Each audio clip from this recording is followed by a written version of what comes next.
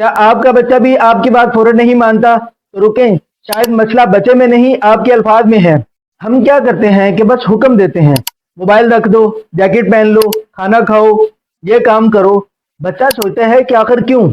जब उसे कोई वजह नहीं मिलती तो वो आपके हुक्म को जबरदस्ती समझता है, रहनुमाई नहीं। इस वजह से बच्चा आहिस्ता आहिस्ता 3 नुकसान उठाता है। नंबर 1, वो हर बात पे बहस करने लगता है। नंबर 2, उसे लगता है कि माँ बाप सिर्फ हुक्म देते हैं, उसकी बात को नहीं समझते।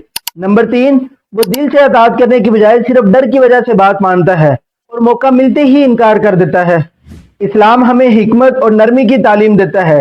अल्लाह ताला फरमाते हैं कि अपने रब के रास्ते की तरफ हिकमत और अच्छी नसीहत के साथ बुलाओ। माहिरीन कहते हैं कि जब बच्चे को किसी बात की वजह समझाई जाए तो वो फिर उस बात को सिर्फ आपका हुक्म नहीं समझता, बल्कि उसके पीछे मौजूद मकसद को भी समझ लेता है। और ऐसे बच्चे ज्यादा तामुन करते हैं और आहिस्ता आहिस्ता अच्छे फैसले करने लग जाते हैं। इस मसले का हल क्या है कि हमारी गुफ्तगू में सिर्फ एक लफ्ज की कमी है, और वो है क्योंकि। अगर हम अपने बच्चे से कहेंगे कि बेटा मोबाइल रख दो, तो उसको वो ये हुक्म लगेगा, उसको वो ये जबरदस्ती लगेगी।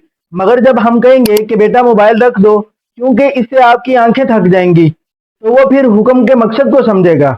बस क्योंकि का एक लफ्ज आपके हुक्म को मोहब्बत की रहनुमाई में बदल देगा। आज ही ये तरीका आजमाएं और कमेंट में बताएं कि क्या आप भी अपने बच्चे को सिर्फ हुक्म देते हैं या उसकी वजह भी समझाते हैं।